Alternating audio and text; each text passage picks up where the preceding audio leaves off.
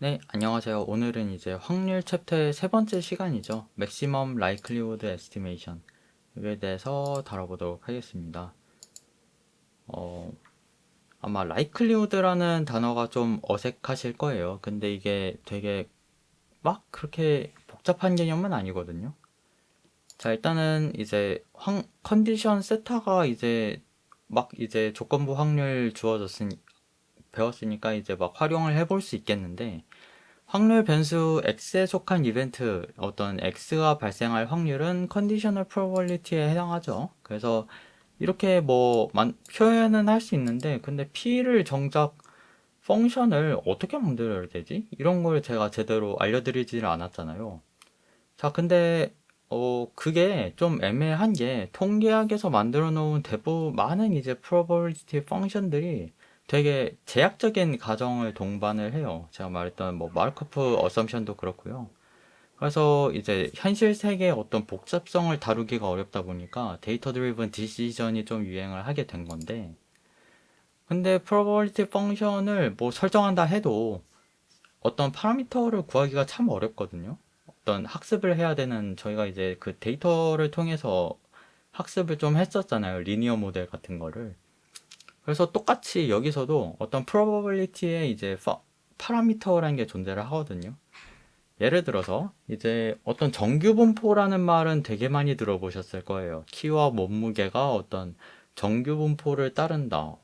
그거 되게 그러네? 맞는 말이네? 이런 얘기를 뭐 많이 들어보셨는데, 근데 정규분포에 파라미터라는 게 있거든요. 무슨 말이냐면, 이제 평균이 어떤 뮤라는 이 특수기호, 저도 이런 특수기호 진짜 싫어하거든요.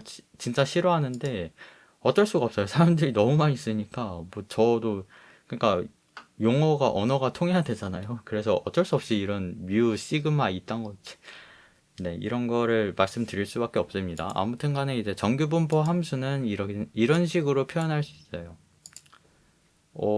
이전에 배웠던 유니폼 디스트리뷰션하고 비슷하게 이제 소괄호 안에 이렇게 파라미터가 있죠.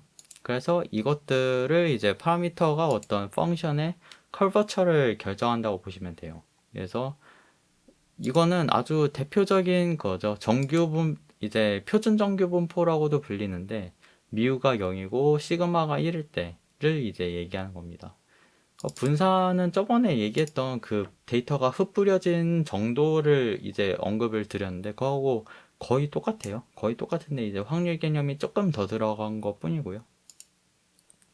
자, 그러면 이제 학급에 뭐 학급이든 아니든 어쨌든 간에 키와 몸무게는 정규분포를 따른다고 했잖아요. 그럼 우측 학급에 이 학생들은 어, 이 학급에 그러면 새로 들어온 사람의 키가 이랬을 때 몸무게는 뭐 정규분포를 이제 뮤를 이제 기존에 정했으니까 평균 몸무게는 76kg였어요. 분산은 350이었고.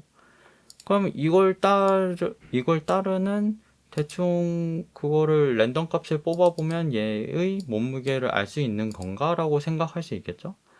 근데 뭐 이게 좀 애매하죠, 사실. 이렇게 되게, 어떻게 보면 되게 순진하잖아요. 나이브라 그러는데, 나이브 하잖아요. 몸무게의 평균 몸무게를 따를 것이다. 라고 생각하는 거는 사실은 좀, 그쵸. 우리가 얻은 데이터를 활용해서 좀 모델링을 하기 위해서는 이 uncertainty라는 게 동반이 돼요. 불확정성. 그러니까 몸무게가 단순히 76kg일 여기에 평균이 76이었으니까 76일 것이다. 라는 거는 되게 거기에 불확정한 요소가 너무너무 많잖아요. uncertainty가 너무 많고, 그리고 너무 나이브하고.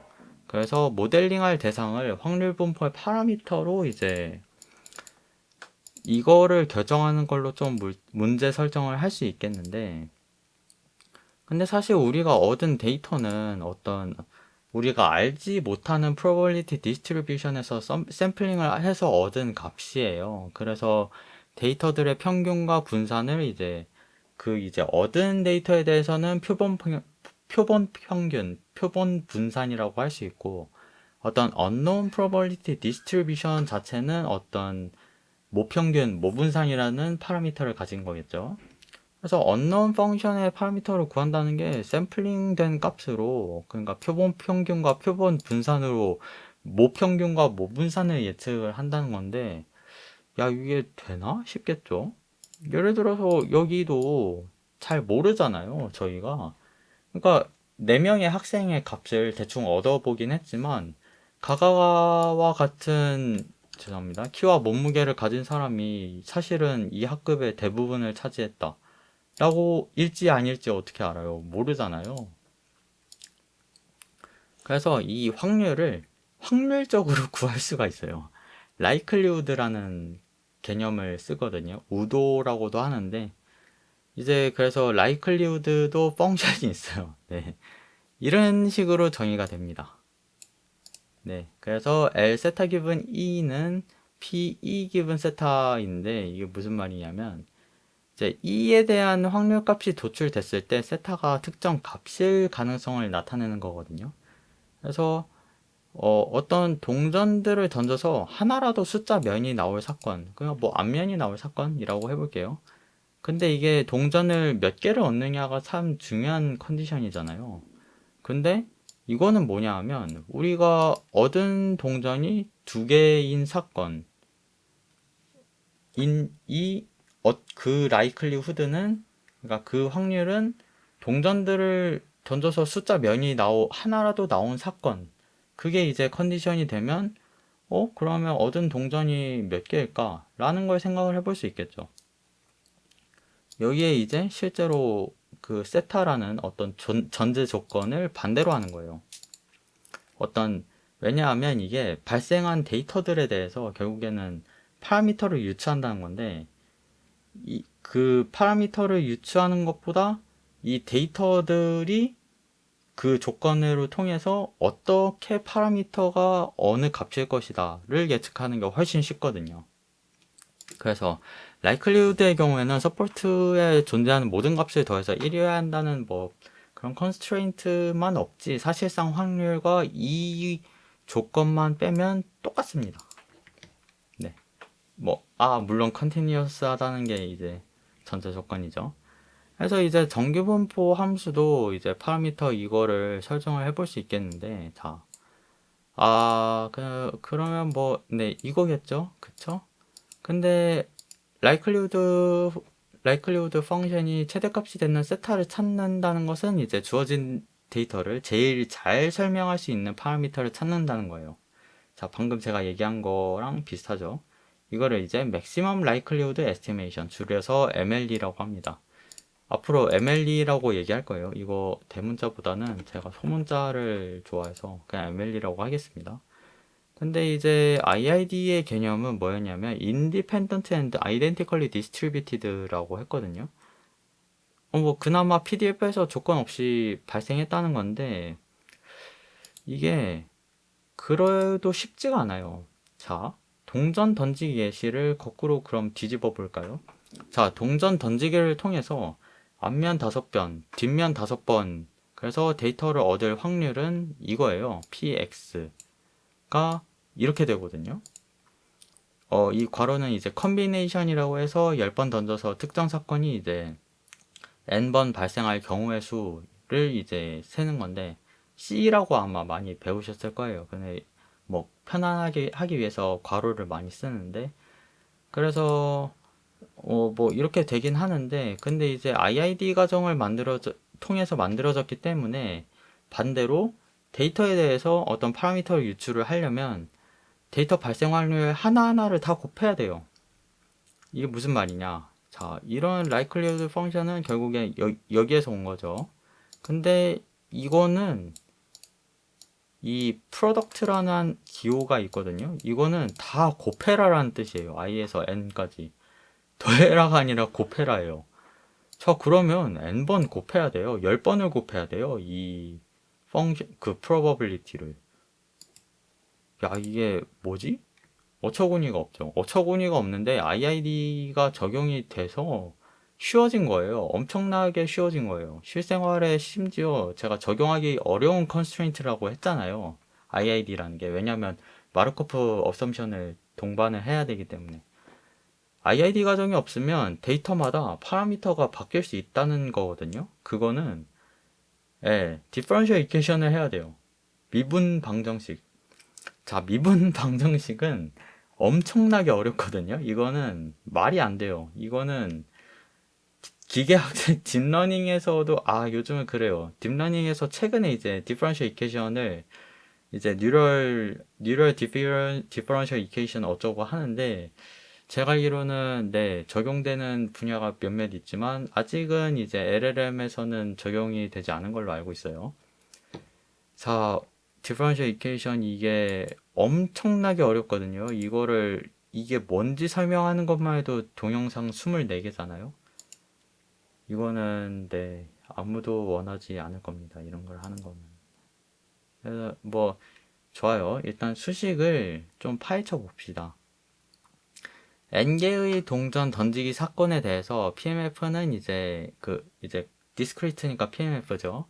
Binomial Distribution Function인데 이게 각 사건이 베르누이 시행이라는 함수를 이제 전제로 했을 때 Binomial Distribution인데 자, 거두절미하고 이게 수식을 봅시다. 자, 어떤 세타가 이제 동전이 앞면이 나올 확률이에요. 그래서 이거는 이렇게 얘기할 수 있어요. 그래서 앞면이 나온 횟수가 h고 뒷면이 나온 횟수가 t라고 해볼게요. 그러면 이거가 h번 발생하고 이거가 t번 발생한 거를 곱하면 그리고 경우의 수를 따져야겠죠. 경우의 수 이제 n이 10이면 10이면 경우의 수가 앞면이 나오는 게 엄청 많겠죠. 그래서 이거는 이제 좋아요. 앞면, 뒷면 둘 중 하나니까 이런 식으로 그나마 좀 간단하게 만들 수 있겠죠. 그러니까 1 죄송합니다. n-h죠. 그래서 h가 이제 앞면이 나온 사건의 수라고 하면 전체 동전을 던진 수가 n이라고 하면 그나마 이렇게 좀 간단하게 만들 수 있겠죠. 그리고 이게 likelihood 펑션으로 하면 세타 기분 x입니다. 그리고 뭔가 그 바가 있잖아요. 이거는 probability의 기분이 아니라 cardinality라고 불러요. 그 수.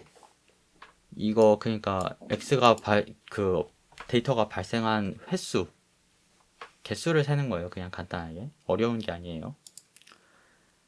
자, 이제 앞면, 윗면이나 이제 윗면이 나올 확률 이렇게 된다고 했었죠? 그래서 이거를 하면 likelihood function이란 것도 결국에는 이거에 해당이 되거든요. 자, 아까 설명한 거 비슷하게 나왔는데 조금 다른 거는 이제 세타 h 이제 이거는 확률이잖아요. 앞면이 나올 확률. 그래서 뒷면이 나올 확률은 1-세타 h겠죠. 이거가 이제 되게 간단화된 건데, 죄송합니다. x는 t일 given 세타 곱하기 이제 xt의 카디널리티를 이제 제곱한 거를 이런 식으로 표현할 수는 있는데, 네, 그래서 그냥 파라미터에 한번 숫자를 직접 넣어 봅시다. 넣어봐야 아는 거니까. 자, 이제 X에 앞면 5개, 뒷면 5개라는 데이터가 들어가면 이제 총 동전을 던진 횟수는 10이 되겠죠. 그래서 앞에 이제 이거는 이제 컨비네이션은 풀면 이렇게 돼요. 아마 컨비네이션을 앞으로 다루지는 않을 거라서 그냥 이런 식으로 계산하는 거나 알아두시면 좋을 것 같고요. 궁금하시면 한번 검색을 해보시면 될 것 같습니다. 그리고 세타 h라는 것도 세타 h는 아직 모르죠. 근데 이제 xh가 나타난 횟수, xt도 이제 5고 이것도 5면 이런 식으로 바꿀 수 있겠죠. 제곱한 횟수를. 그래서 이거 복잡하잖아요, 솔직히. 그래서 제가 좀 정리를 해봤어요. 세타 h가 0.4, 0.5, 0.61 그럴 때 likelihood. 우리가 사실 머릿속으로 동전을 던져서 얘가 앞면 뒷면 다 50%로 나오더라 하는 건 되게 당연하잖아요.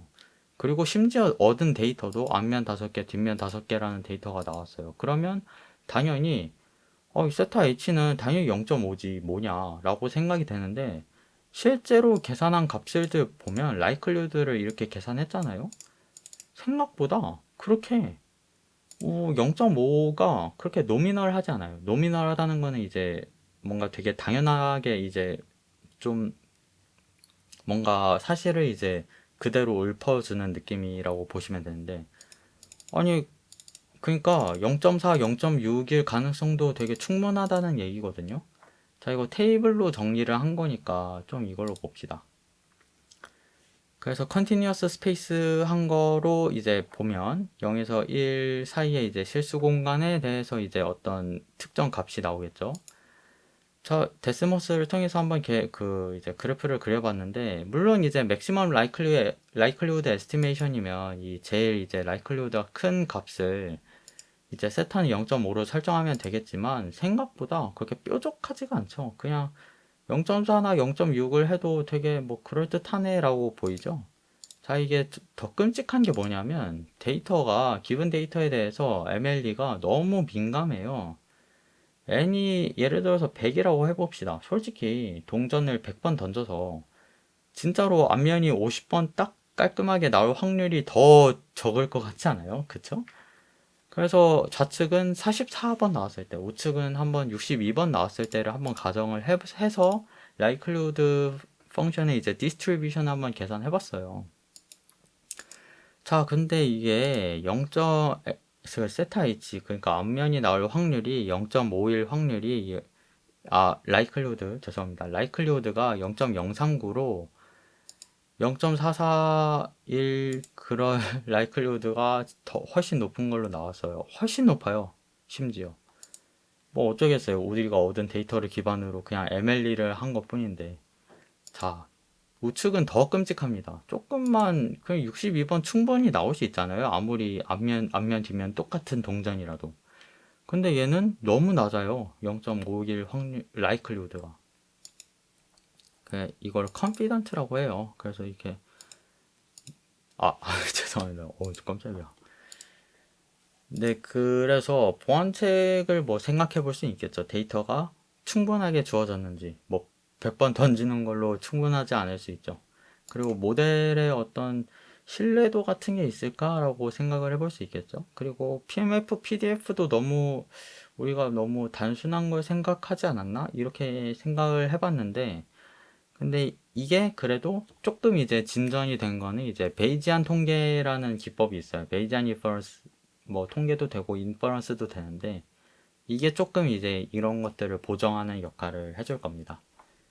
그래서 오늘은 뭔가 확률 같은 좀 복잡한 얘기를 했는데, 아마 네, 이게 더 쉬워지진 않을 거예요. 베이지안 인퍼런스나 하이포테시스 테스트가 하면 더 어려워지는데, 아무튼 간에 이번 시간도 굉장히 중요한 개념을 전달하고자 노력을 해봤습니다. 그래서 질문 있으시면 언제든지 댓글이나 메일 주시면 감사하겠습니다.